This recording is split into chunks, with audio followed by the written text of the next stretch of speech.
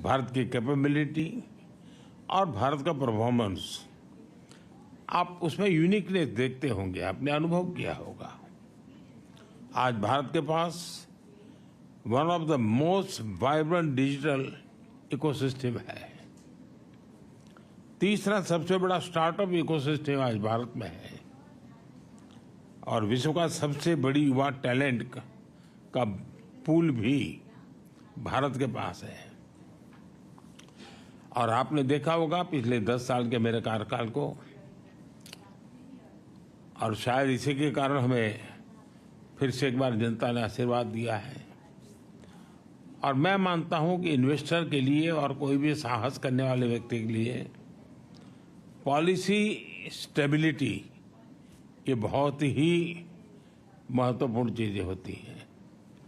और आज भारत एक तो पॉलिसी ड्रिवन हमारा गवर्नेंस है, लेकिन साथ साथ stable policy and predictable policy, उसमें हम आग्रही हैं ताकि कोई भी इन्वेस्टर के लिए या कोई भी वहाँ काम करना चाहता है उसके लिए एक एश्योरेंस उससे प्राप्त होता है और उस दिशा में हम प्रयत्नशील हैं। आज की टेक्नोलॉजिकल ट्रांसफॉर्मेशन हम रीढ़ की हड्डी के बिना शरीर की कल्पना नहीं कर सकते।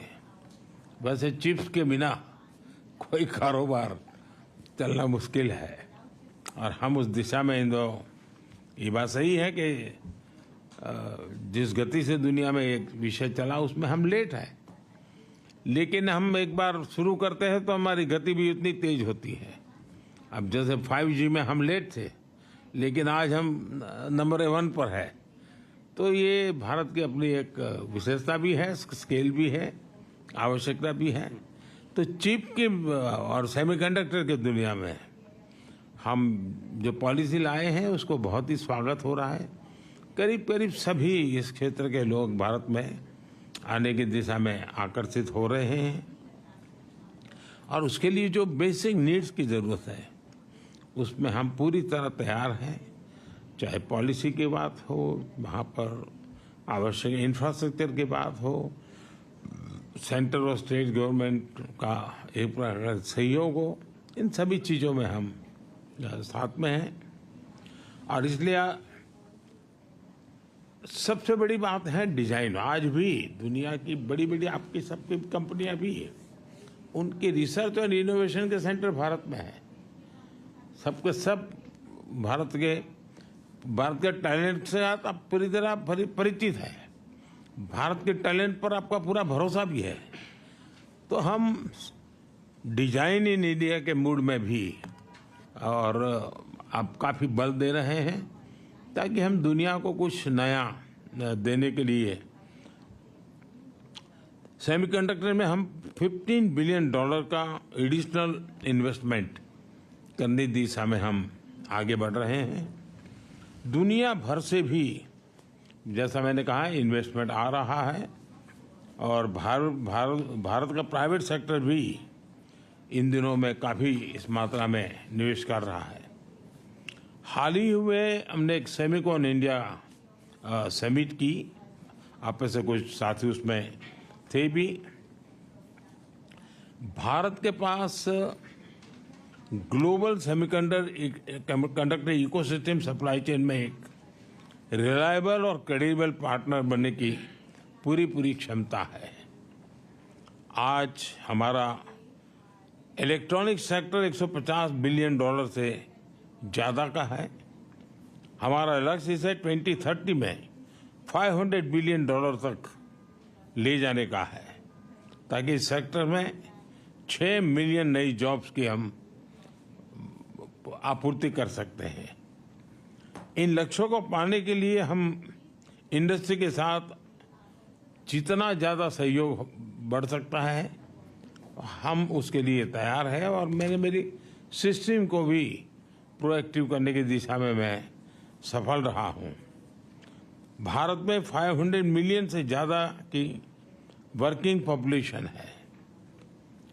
भारत की औसत आयु 28 ईयर्स है और बड़ी बात यह है कि हमारा यूथ स्टेम की पढ़ाई में काफ़ी रुचि ले रहा है। इवन बेटियां भी स्टेम के एजुकेशन में हमारे यहाँ बेटियां भी लीड कर रही है।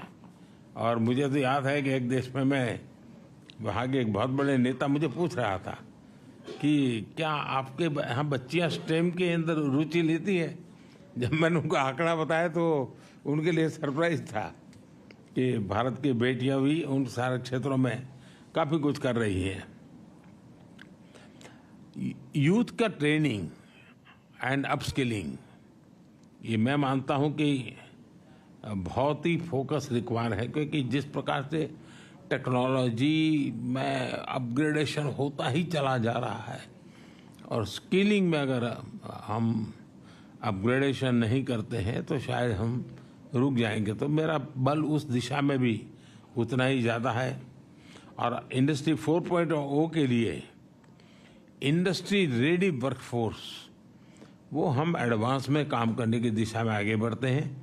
आपका अनुभव और आपकी रिक्वायरमेंट, उसके आधार पर अगर कोई हमारे पास प्रोडक्ट मिलता है कि भाई ये हमें चाहिए, तो हम उसके आधार पर काम आगे बढ़ा सकते हैं और बहुत तेज़ी से इसको हम बढ़ा सकते हैं।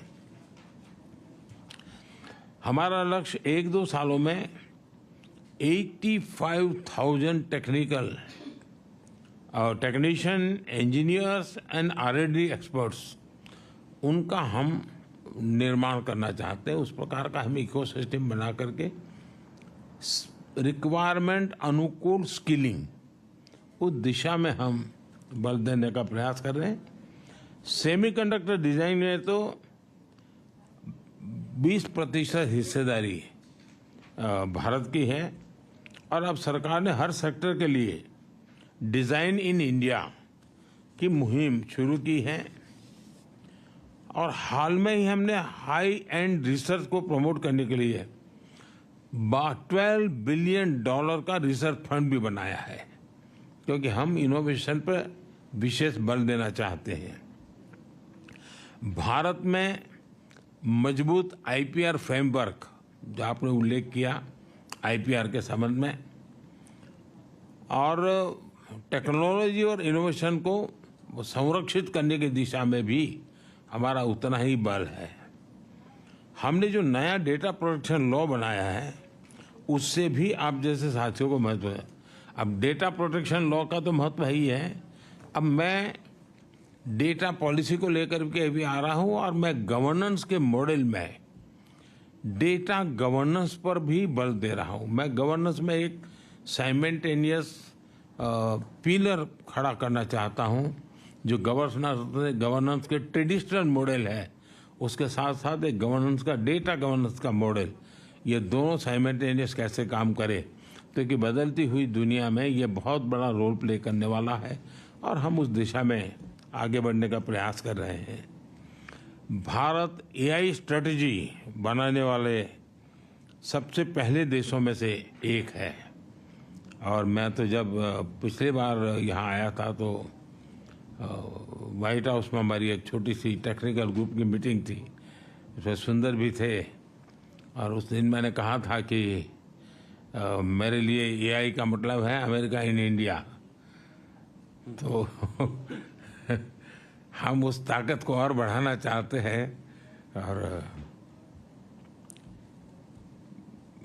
भारत ने जो टेक्नोलॉजी को डेमोक्रेटाइज करने की दिशा में जो काम किया है, वो हर प्रकार के डिवाइड को खत्म करने वाला एक बहुत ही सफल प्रयोग है, ऐसा हम अनुभव कर रहे हैं। भारत AI के रिस्पॉन्सिबल और एथिकल उपयोग के लिए भी प्रतिबद्ध है। हम G20 समिट में बैठे थे, उसमें भी एथिकल यूज ये एक सबसे बड़ा एजेंडा विषय था हमारा। और उसमें मैंने एक सुझाव दिया था कि जिस प्रकार से एविएशन किसी एक देश या एक राज्य के नियमों से नहीं चलता है, पूरा aviation sector global rules and regulation चलता है। दुनिया का छोटा देश होगा तो भी उसने अमेरिका के स्टैंडर्ड से ही एविएशन चलाना पड़ेगा। और अमेरिका कितना ही बड़ा देश के नहीं हो, अपनी मनमर्जी से नहीं चलेगा, उसको भी छोटे देश की पद्धतियां हैं उसको स्वीकार करना पड़ेगा। जिस प्रकार से एविएशन सेक्टर ग्लोबल गवर्नेंस बन चुका है, वैसा ही डिजिटल हमें ग्लोबल गवर्नेंस का मॉडल ही खड़ा करना पड़ेगा। किसी एक देश का governance, rules and regulation digital world के लिए चलने वाला नहीं है। और हमारे सामने मॉडल है, एविएशन सेक्टर एक सक्सेसफुल मॉडल है, सब लोग उसको फॉलो करते हैं। तो मैं G20 में इस विषय को मैंने बहुत आग्रह से रखा है, आगे भी मेरा ये प्रयास है। इतना ही नहीं, मैंने ये भी, जिस प्रकार से डीप फेक के कारण लोग आज परेशान है, तो उसके सामने भी मैंने कहा है कि क्यों न हम, जब तक कि समाज तैयार नहीं होता है तब तक एक वाटरमार्क, हर इस प्रकार की चीज़ों पर वाटरमार्क आना चाहिए कि AI जनरेटेड है। तो एक व्यक्ति को लगेगा भाई इस पर मैं भरोसा करूं या ना करूं। और मैं मानता हूं कि आप जैसे जो टेक्नोलॉजी का एक्सपर्ट है, मानव जाति की बड़ी सेवा होगी। ये ठीक है, एक स्टेज आने के बाद शायद जरूरत नहीं पड़ेगी, देखो आज हम उस स्टेज पर हैं, हमें जरूरत पड़ेगी। तो वाटरमार्क के साथ AI जनरेटेड वाटरमार्क, ये कोई भी प्रोडक्ट आएगा अगर AI टच है तो ऊपर आएगा ही, ऑटोमेटिक आएगा कि AI जनरेटेड है। उसके लिए रूल्स एंड रेगुलेशन काम नहीं करेंगे, technology will give a solution. और इसलिए मैं समझता हूँ उस दिशा में भी अगर इतने सारे ब्रेन्स यहाँ हैं तो आप जरूर कुछ न कुछ कंट्रीब्यूट कर सकते हैं। आज भारत तेजी से ग्लोबल बायोटेक पावर हाउस के रूप में उभर रहा है। और जैसा आप सब साथियों ने कहा, भारत में बायोफार्मा रिसर्च प्रमोट करने के लिए एक फर्टाइल इकोसिस्टम है। भारत में बड़ी संख्या में साइंटिफिक टैलेंट पूल तो है ही है, भारत का बड़ा और डाइवर्स जीन पूल भी है।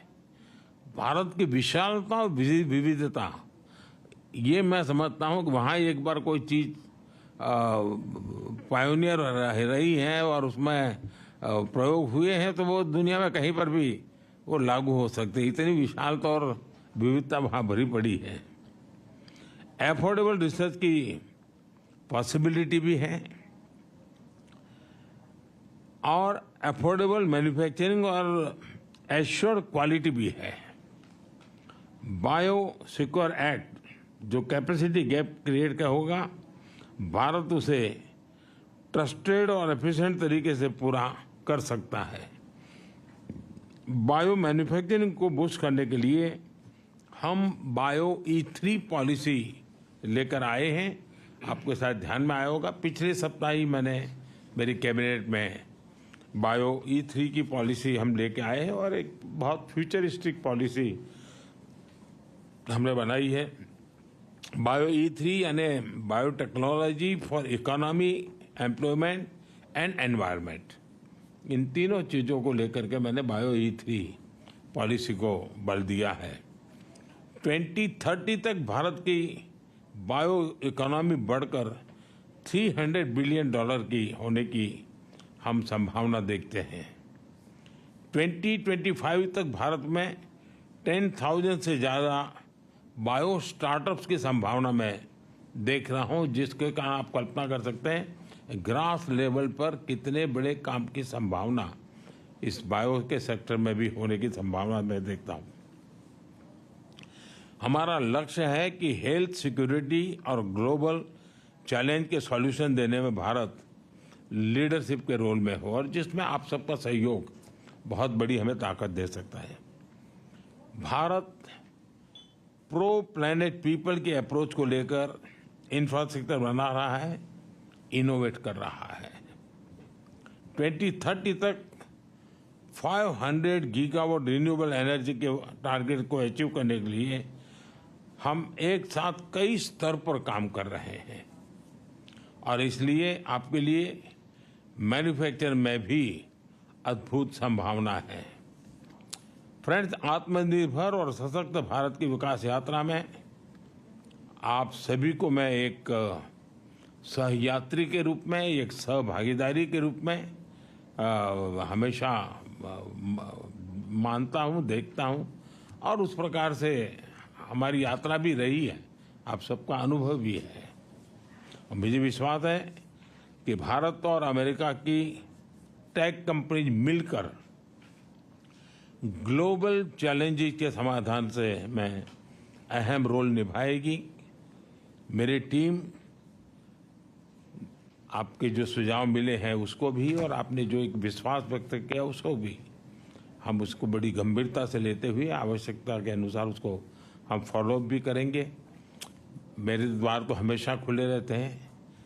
मैं हमेशा एक विद्यार्थी की तरह आप सबसे कुछ सुनता हूँ, सीखता भी हूँ, और गवर्नेंस में उसको लाने का प्रयास भी करता हूँ ताकि मेरा देश भी उतना ही तेज़ी से आगे बढ़े। लेकिन मैं फिर से एक बार आप सब समय निकाल करके आए, मैं आपका बहुत बहुत आभारी हूँ, और मैं आपका हृदय से आभारी हूँ कि आप चिंता किए और इस काम को आगे बढ़ाए हो। बहुत बहुत धन्यवाद जी।